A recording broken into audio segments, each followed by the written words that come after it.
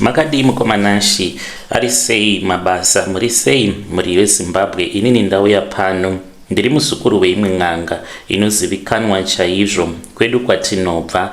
Handingakuudzei zita ravo nekuti ivo vachiri kutoraramawo nemabasa avo avari kuita, asi ndinoda kungochenjedza muri yeZimbabwe paya pamunenge muchifamba mumaYouTube muchiti tipewo mafoni numbers.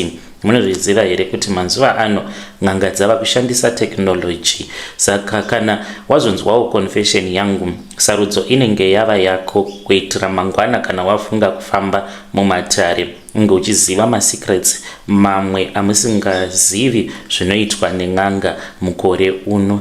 Dambudziko rakaitika nderekudai: sekuru vangu, hanzvadzi yaamai vangu, ivo havana mudzimu uri pavari. Kudhara vainge vari munhu aitorapa zvechokwadi ende vaitoshopera, but vainge vachishandisa mudzimu wagogo. Gogo pavakazoshaika, hama dzavo dzakabva dzachizouya dzikabva dzichizotora zvinhu zvose izvo zvaita kuti mudzimu unge uchishanda uri mumatare masekuru vangu. Sekuru vakazongosara vasina mudzimu. Kudzinza kunobva amai vangu, hakuna mudzimu unotaura mumatare, ungori mudzimu unouya kuzokomborera nekuchengetedza vanhu. Why? Nekuti madzitateguru vana amai vangu ivo vakaita chirango mushure mekunge vamwe sekuru vabva kuChipinge vakaenda kuMozambique. Vaenda kuMozambique kudaro vakaenda vakanopiwa zvidhoma izvo zvavainge vachishandisa mumatare avo. Saka zvakazotanga kupedza dzinza kusvika vanhu vachizobatana ndobva vagara pasi vakaparadza zvidhoma zviya zvose. Vakazoita mhiko yekuti hakuchina mudzimu uchadzoka uchiti uri kuda kuita zvekurapa, asi mudzimu unongodzoka uchingotaura zvemumusha chete nekuchengetedza. Pakaitwa mhiko yekuti ukaenda uchiti uri kuda kunopiwa mafuta elaki kuti unge uchizopiwa mari yakawanda pabasa, uchidzokako kun'anga kungomashandisa mafuta iwawo unotofonerwa nemurungu wako uchiudzwa kuti basa rinenge rapera. Kana kuri kunzi unenge uchida kurombera, kungava kuri kurombera marriage, unobva watorambwa wotodzokedzerwa kuvabereki vako. Ndo mhiko yacho yakaitwa. Saka sekuru vangu ivo vangori neruzivo rwekuziva kuti kana ndikachera midzi yemuti wakati munhu anokwanisa kupora kubva padenda rinenge richimunetsa. Sezvo vainge vachizivikanwa kuti in'anga ine masimba, vanhu vainge vasingazivi secret yemumatare kuti pakafa gogo vakabva vaenda nemidzimu yavo iyo yaishandiswa nasekuru. Zvino sekuru vangu vakazosara vasisina mudzimu, vainge vongoshandisawo experience. Chokwadi chandiri kuda kukuudzai semunhu akakurira pamba pasekuru vangu ava, ndiri assistant wavo, ndichitombopota ndichitombodzidziswawo kupinda mumatare. Chokwadi chiripo ndechekuti sekuru vangu vari kudyira vanhu mari vachishandisa technology kwete midzimu. Vanotoshandisa zvinhu zvavanoona pazvivhitivhiti pamafoni avo. Vanhu vazhinji vanotofungidzira kuti vanhu vakaita sana sekuru vangu vachiri kushopera vachishandisa midzimu. Kwete, sekuru vangu vava kupedza nguva vari paYouTube nepaFacebook nekuTikTok, ndo zvavanenge vachiita. Ende kutori nevamwe vazukuru avo vanongoita basa iroro, vakatovatengera malaptop ekuti vanongoswera vari pamaFacebook nepamaYouTube. Nyaya iripo ndeyekuti sekuru vanoti kana vatevedzera zvirongwa zvose izvi nevazukuru vanenge vachinyora zvinhu pasi mubhuku, vanotevedzera mashow aya ari kuitwa paYouTube anonzi maChiefs Court, zvese zvinobuda pamaYouTube nekuFacebook, sezvo kuine vanhu vanoenda ikoko kunotongwa nyaya dzemumhuri uye zvekare nemakakatanwa emari nekupomerana uroyi. Sekuru vanoti kana vakaona mavideos iwawo vanhu vachinyombana nekusanzwisisana mumatare, handiti vanenge vachitaura nyaya yose kuti chii chiri kuitika mumhuri kana muine mwana ari kurwara. saka ivo sekuru zvose izvozvo vanenge vachitozvinyora pasi, mazita evanhu vemumusha imomo zvinenge zvichitaurwa mudare ramambo vanenge vachizvinyora pasi kutsvaka vanhu ivavo kana kutsvaka hama dzavo. Sekuru vanozotumira vamwe vanhu vavanoshanda navo kazhinji mumacomment section vachiti tsvakai nhingi anokwanisa kukubatsirai nekutosiya kana mafone numbers. Munhu iyeye anozoti kana akwanisa kukonvinza vanhu kuti vange vachizoya kumatare asekuru, sekuru vanozoita sekunge vanenge vachishopera asi vanenge vachingotaura izvo zvinenge zvakanyorwa mubhuku. Vanhu vobva vatofungidzira kutoti ichokwadi, vanongotaura nyaya dziya idzo dzakangofumurwawo mumatare emadzimambo sekuti zvinenge zviri zvinhu zvinenge zvingori pasocial media. Mazuva ano n'anga zhinji dzinokubatsirai kana dzinotaura nyaya dzenyu pamatare vanotongozviziva through social media. Sekuru vangu ndo zvavanoita izvozvo ende vari kuwana mari yakawanda. Saka ndangoti ndinge ndichikuudzai kuti zvimwe zvishamiso zvamunozoona dzimwe n'anga dzinenge dzichizobuda dzichiita sekunge dzinogona kushopera panongoshanda social media kungoziva kuti nyaya yevanhu ava yakambobuda kuchannel kwakati, then ivo vozongopindawo vachibatsirawo vachiita sekunge vane zvavanenge vachiziva but vanenge vakatonyora zvose pasi, vanenge vachitoziva more about family iyoyo. Vedare ndo message iyo yandakatumidzirwa ichibva kumuzukuru uyu. Zvakangooma hazvo veduwe, ngatitaurei naye muzukuru mucomment section. Anzi ndiri kungokungwadzai kuti ndo zvakakuitika. Nyaya dzimwe dzamunozonzwa zvichinzi pane munhu anenge akapindira achiita sekunge anenge achida kubatsira, anenge akangonzwawo nyaya yacho pasocial media. Hanzi vatori netimu revanhu vanoswera paFacebook, paTikTok nepaYouTube vakatotengerwa malaptop awo avanoshandisa kugara vachingoona nyaya dzinopinda mumachief court. Zvakangooma hazvo veduwe. Ngatitaurei nezvayo nyaya iyi mucomment section.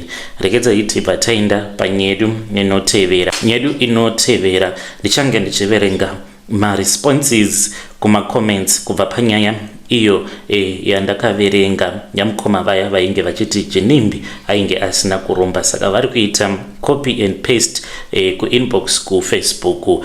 Saka pane mamwe maresponse avo andichakuverengerai sezvo akawandisa.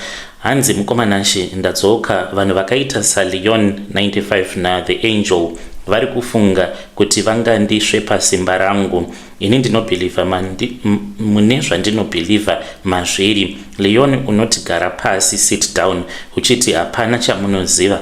Inini ndikagara pasi ndiani achakudzidzisa mashandisirwo emari kuti ungozokwanisa kupfuma? Ndiani achakuvhura maziso kuti musangoramba muchingozviudza kuti unge uchiita mari hunge watoromba? Ndinotukwa ende munhu kana akauya achikuudza chokwadi munobva mamutuka, ende muri kuramba muchingondituka muchiti musada kuganza. Inini handisi kuganza, ndiri kutotaura chokwadi. Imi munongoswera muchingofast forward mavideo sezviri kutaurwa naThe Angel nekuti hamudi kunzwa logic, munoda kungonzwa nyaya dzisingazoite kuti munge muchipfuma. Munoti life hamuizivi.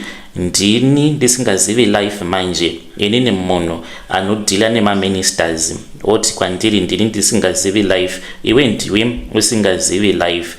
Imi munoona vanhu vachishanda mobva mati vanhu ava usiku vanoenda kunoromba, but munhu muka ushande. Hakuna chinonzi munhu akaromba ukanzwa vanhu vachiti hama yedu yakaromba, vanhu ivavo vane jealousy. Hakuna chinhu chinonzi Satani ende Mwari futi hakuna. Tinongorarama tofa, kana tafa zvinenge zvavharana.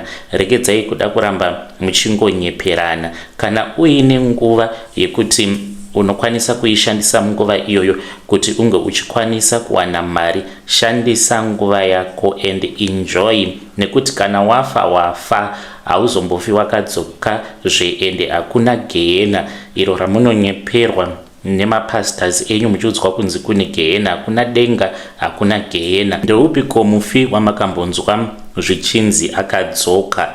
Tipei kama medical records acho ekuti chipoko, kune chipoko chakamboonekwa chichidzoka. Mafirimu amuri kuita awa muri yeZimbabwe ndo mamessages awo mamwe andakatumidzirwa namukoma vedu pamaresponses avo. Ini maresponse amukoma ava ini handichamaverengi. Apo pakuzoti hakuna denga, hakuna gehena, tinoona sekunge mukoma vedu ava kuresponda avo macomments, but ivo vatori nevhangeri ravo ravari kuda kuparidza rekuti hakuna denga, hakuna gehena, zvichireva kuti ivo vatori nemisheni yavo yavatoriwo nayo, because munhu akati hakuna denga, hakuna gehena, yo hapanenge pakaipa. Hameno kuti munozvionawo sei vedare, ini ndava kutogumira ipapapa apo pavati hakuna denga uye zvekare hakuna gehena. Munhu chingoenjoya upenyu hwako, shanda uite mari uenjoye upenyu hwako.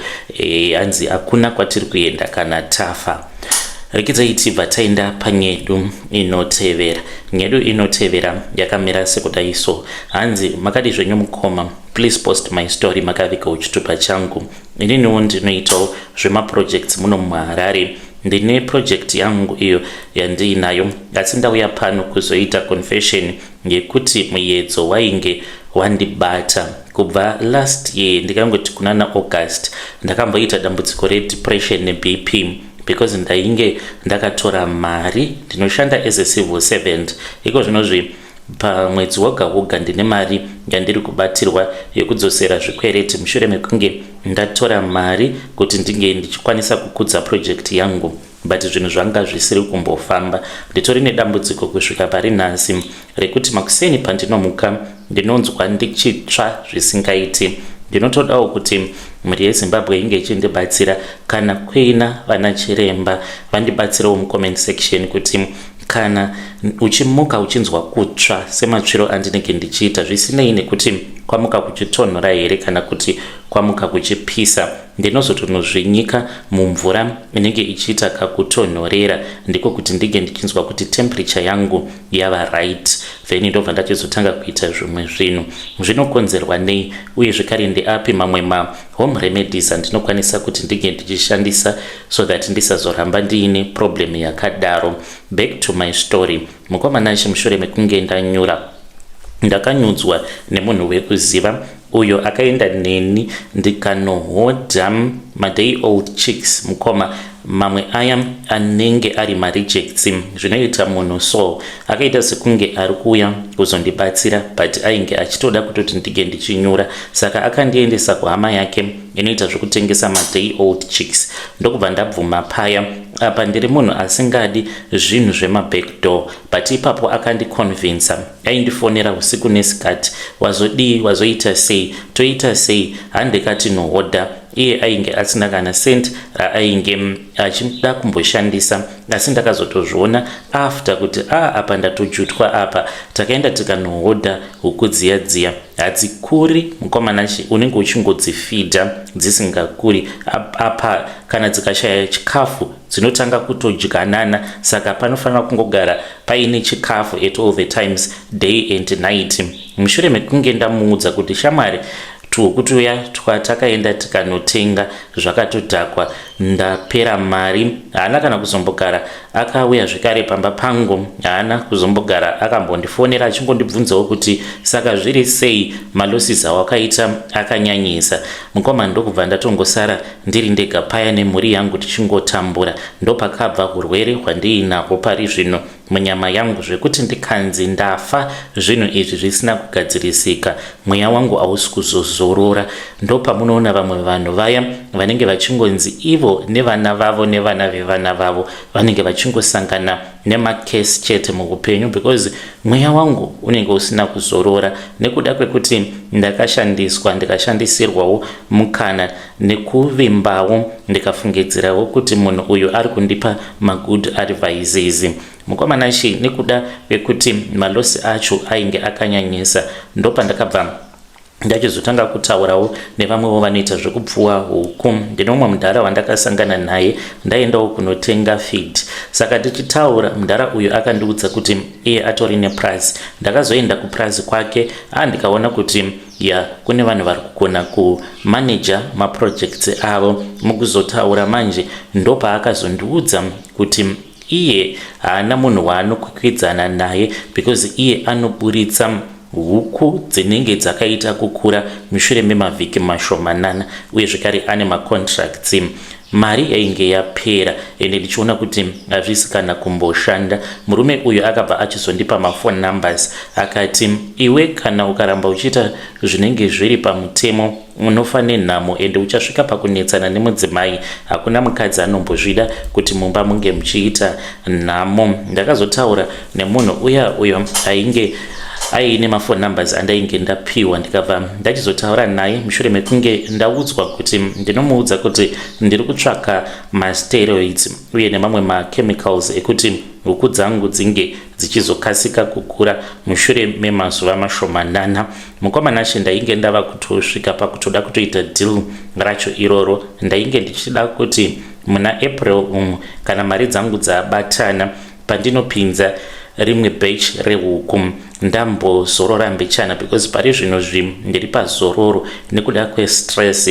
Saka temptation yacho yainge yakatonyanya, asi ndinoda kutenda Mwari nekuda kwechannel yenyu nemaconfessions evanhu anobuda. Ndiri kutevera maconfessions evanhu avo vari kutaura nyaya dzemaformalin mumabhucha mavo. Ndakatoti kune mudzimai wangu, inzwa nyaya iyi, ini ndinowanzokuteerera ari maaudio. Ndine munin'ina wangu uyo ari kuJoni anopota achinditumidzirawo maconfessions. Takatotaura nezvayo because ndainge ndakatombomuudza kuti ange achinditsvakirawo mahormones avo anoshandiswa nevanhu vanoita zvekusimudza simbi. Saka hanzi kuSouth Africa akachipa, akatombonditarisira paintaneti. Ndainge ndichiti ndichazomatenga kana kungotenga kunoku kuZimbabwe. Saka pandakanzwa nyaya iyoyo ndo pandakabva ndachizotaura nehama yangu iyo iri kuJoni ndikati, uri kuinzwawo here nyaya iyi? Akati, hongu ndiri kuzvinzwa. Saka zvinoreva kuti masteroids awa shuwa anokonzeresa cancer. Nhasi ndauya pano kuzoti handisi kuzozviita. Kana iri project inenge yaramba, ndava kungosiyana hangu nazvo. Maloss ndakaita zvinowanikwa, dzimwe nguva unowina, dzimwe nguva you lose. Ndiyo secret yangu yandauya nayo. Ndinoda kutenda zvikuru Nashi Secrets family nekundivhura maziso muedzo uyu usati wandibata, nekuti mari yagara inodiwa, asi handione sekunge unozorarama upenyu hwakanaka uchiziva kuti ndo zvauri kuita izvi.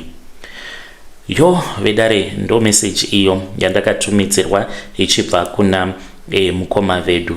Let us thank God for that. Hanzi ndakanzwa imwe confession vaitoda kutotenga masteroids anoshandiswa nevanhu vanoita zvekusimudza simbi. Zvakangoma hazvo veduwe. Regedzai tibva taenda panyedu inotevera. Hanzi mukomana she makadii zvenyu? Please post my story makavika uchitopa changu. Inini ndiri kunoku kuUK. Ndiri kufanira kuuyako kuAfrica end of February. I have been staying here kunoku kuchando kwemakore akati 1 day. Saka ndakawana musikana after my divorce, ndokubva ndati ndava kuda kutsvaka musikana anobva kumusha straight, not izvi zveava vanenge vakauya kuno kuzotsvaka raramo. Ndakawana musikana wangu ane 20 years ende mwana ainge achitoratidza kuti anonamata. Akandiudza kuti ainge akachengetedza muviri wake, hakuna murume ainge achiziva muviri wake. Chakaita kuti ndinge ndichimuda zvakanyanya ndezvekuti anoenda kutraditional church yandisingadi kutaura nezita, uko kwavanoita virginity testing. Musikana uyu akatondiratidza kuti ane virginity certificate ende ndakafara chaizvo. Ainge achinditumidzira pama WhatsApp nekuti takasangana paFacebook. Ndakabva ndachizobva kunoku ndikaenda nehama dzangu ndikanomuroora, tikabva taita zvedu a small wedding. It was very expensive because kune kuvenue kwatakatoenda tikatogara kusvika tichizochata. Dambudziko rakazomuka muna December apo patakatanga kurara tose semurume nemudzimai. Mukomana chindakarara nemusikana uyu mazuva akatevedzana, no kumbonetsana no kuita same, painge pasina kana donwere ropa, no blood at all. Iniwo mukoma ndakangonzwawo mukukura kuti mhandara inofanira kubuda ropa. Ndakarwadzwa zvisingaite sezvo ndainge ndisina kumbogara ndakasangana nayo before handizivi. Ndiri kufungidzira kuti ndiri kunyengerwa ini. Ndiri kuda help, please ndibatsireiwo. Saka zvinhu izvi pazvakaitika ndakabva ndatoratidza kuti ndainge ndabatikana. Iyewo akabva atanga kuchema, saka ainge achichema zvisingaiti. Ndikangoti it's okay, hatina kurambana. Ndakadzoka kunoku kuUK asi handina rugare mumba mangu. Ndiri kutya kuti kana ndikamutora zvimwe kuda anogona aine mamwe masecrets. Ndiri kuita sekunge ndakatongotora hangu mombwe ikabva yachizopinda muhupenyu hwangu. Ndiri kuda advice kubva kune vedare renyu. Ndozvifambisa sei? Kuti ndingava ndakatotora hangu here hure ndikaripinza mumba? Sei akambondinyepera? Yo vedare, ndo message iyo yandakatumidzirwa ichibva kuna mukoma vedu. Zvakangooma hazvo vedu we. Hanzi handichazivi zvokuita kana kutaura kwacho, ndiri kungotaurawo naye apa. Hanzi ari kuita sekunge ane pamuviri vari kuti I don't trust anything that this woman tells me. Kunyangwe paakatumidzira hanzi ma-preg test ndakangoti tichazoona kana nhumbi yacho yakura. Ndakababvunza kuti so mari munotumidzira here? Vakati yes of course mari ndinotumidzira sezvo for now ari mudzimai wangu. Hanzi ari kugara navatete hanzvadzi yavo but communication yava very poor. Voita sei kuti vange vachizvisunungura uye zvekare nekusunungura mwana uyu? Ngatitaure navo mucomment section. Rekedzai tibva taenda panyedu inotevera. Nyedu inotevera yakamira sekudaiso. Hanzi makadi zvenyu mukoma, please post my story makaviga chitupa changu. Ininiwo ndinoita zvekudriva mabhazi muno muUK. Ndinoita sekunge nditori nekupenyu huripo wandiri kurarama, asi mukomana chimoyo wangu wakaremerwa zvekuti kakawanda ako kandinofunga kuzvisungirira kuno kuUK ndikafa zvangu. Chikonzero ndechekuti mudzimai wangu she is a toxic wife. Amai vangu pavakati vainge vasingamudi mudzimai wangu, ndakati amai vangu vanoroya. Amai vakasvika pakufa ndisingataudzani navo because ndaiti vanoroya nekuti vainge vasingade mudzimai wangu. Mudzimai wangu wandakaroora uyu anovenga hama dzangu, haana kana hama yangu imwe chete zvayo yaanomboda. Takauya kuno kuUK tava nemakore tiri munomu kubva mugore ra2008. Apa kushanda ndinoshanda mukomana semuranda. Ndisati ndaita zvekudriva mabhazi awa ndaishanda ndichiita madouble shift kuitira kuti tikwanise kukasika tasimukira. Ndakakwanisa kuunza hama dzake dzinopfuura 8 kuno kuUK. Ndakavaitira mavisa, kubhadhara matiketi, kuvagamuchira mumba mangu kusvika vava kukwanisa kugara vega. Hazvina kugumira ipapo. Ndakatoita kutosponza shamwari dzeshamwari dzake idzo ainge akadzidza nadzo kucollege because ainge ari teacher tiri kuZim. Aingoti ninge wangu uya ndamufunga ndinoda kuti ange achiuya kunoku nevarume uye nekuchechi. Ndakasvika pakurekedza kunamata because ndinoona kuti kana tiri kuchechi mudzimai wangu anozviita kunge munhu anogona kudzidzisa vakadzi kuti vange vachiraramisana zvakanaka nevarume vavo, but iye kana tava mumba anenge asingakwanisi kuzviita zvinhu izvozvo. Vanhu vose ava vandakauya kuno kuvamwe vacho vanokwanisa kuzotogumisidzira vava kutondivhairira vatenga dzimba, motikari, vachirarama upenyu hwakanaka. Chinondirwadza apa hama dzangu inini hapana kana umwe chete zvake akambotsika ivhu rekuno kuUK. Pese pandinoti ndiri kuda kubatsira hanzvadzi yangu kana munin'ina wangu mumba muno mukahondo bopoto oti ari kuda divorce. Mudzimai wangu anoti hama dzangu varoi, anoti kana vakauya kuno vanoparadza rugare rwedu ende anovenga hama dzangu nerumwe ruvengo rusinganzwisisiki. Iye zvino ndasara ndisina kana munhu wehama pedo neni. Kana ndikafa ndichangovigwa nevanhu vasina dzinza neni. Ndingori ndega, ndine depression, ndine stress. Iye zvino mudzimai wangu haandiremekedzi, anotaura zvaanoda nekuti hama dzake dziri kuno vanenge vachingonditonga ende ndinenge ndakatsikirirwa kuti nditaure zvinenge zvichindiremera. Handisi kuda divorce.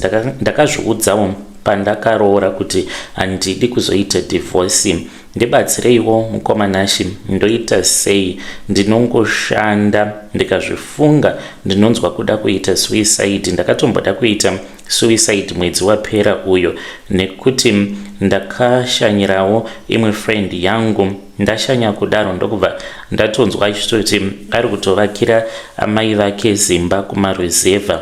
Ndakamboenda kuZimbabwe. Ndaenda kuZimbabwe ndikaona hanzvadzi yangu ichitambura zvisingaiti. Apa inini nditoriwo mbinga kunoku kuUK, asi ndinotadza kana kuvatumidzira $100 yekungoti hama dzangu musashanda. Umwe nomwe ndichange ndichingomupa $100 pamwedzi kuti munge muchiwana kurarama. Ndiri kurarama mahora chaiwo muno mudiaspora. Ndiri kuda advice. Ndoita sei kuti ndige ndichikwanisa kuzvitongerawo musha wangu semurume? Ndinogona here kurambana naye mukadzi uyu upenyu ukaramba uchienderera kumberi? Kana ndikadivorsa munhu, Mwari vanozoti kudii? Because ini ndaibelieve kuti vanhu kana maroorana you are not supposed to divorce each other. Kana waita divorce unenge waita chivi pamberi paMwari, sezvo zvichinzi mukadzi unofanira kungomuramba chete kana kuri kunzi anenge akuhurira. Saka sezvo ndisina evidence yekuti ari kundihurira, kana ndikadivorsa mukadzi ndinenge ndisina kuita chivi here pamberi paMwari? Muri yeZimbabwe ndo message iyo yandakatumidzirwa ichibva kuna mukoma vedu. Ngatitaurei navo mukoma vedu ava mucomment section. Zvakangooma azvo vedu we. Dai mangoita zvedhivorce because chasara muchastroka nekuda kweBP. Ngativabatsirei mucomment section. Rekedzai tipa taenda panyedu inotevera. Nyedu inotevera yakamira sekudai so. Hanzi inini mukomanashi, basa rangu randinotongoita ndiri kutsvaka vasikana vekurara navo. Pazuva ndinofanira kurara nemusikana umwe chete. Ndiri muno womuZimbabwe uye ndiri munhu anofarira kuwanzo kutorana nevasikana vepaTiktok nekumatelegram.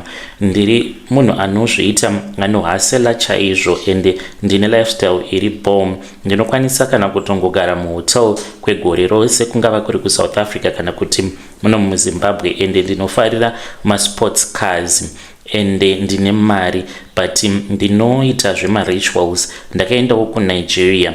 Basa rangu mukoma randinoita mumhiko dzangu, ndakapiwa mutemo wekuti upfumi hwangu hunongoramba huripo kana ndikarara nevasikana vechidiki ndichivatorera simba ravo rehudiki. Vasikana vandiri kutaura nezvavo ava not ma-underage as such. Of course pano nepapo unokwanisa kuzongopotsa ukatorawo musikana anenge aine 16 years usingazvizivi, but kana ndikangozviziva ndinobva ndasiyana naye. Ndinowanzo kutangira hangu pa18 19.